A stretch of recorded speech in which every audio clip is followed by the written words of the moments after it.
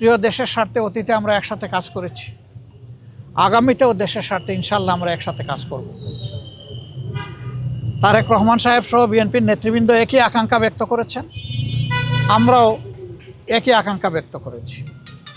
এমনকি আমরা এটাও বলেছি যে 5টা বছরের জন্য জাতির স্থিতিশীলতার স্বার্থে একটা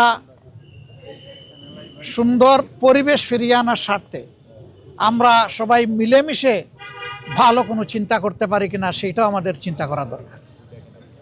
এবং আমরা এটাও বলেছি নির্বাচনের পরপরই সরকার গঠনের আগেই আমরা ইনশাল্লাহ বসবো, খোলা মনে কথা বলবো, জাতির জন্য আমরা চিন্তা করব, জাতির জন্য আমরা সিদ্ধান্ত নিব।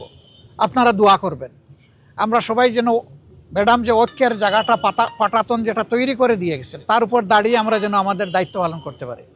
আপনাদের সবাইকে অসংখ্য ধন্যবাদ। আবারও ম্যাডামের আত্মার মাগফিরাত কামনা করছি এবং সুখ সন্তপ্ত পরিবার, তার আপনজন প্রিয়জন, তার সহকর্মীবৃন্দ তথা দেশবাসীর প্রতি আমরা গভীর সমবেদনা জ্ঞাপন করছি।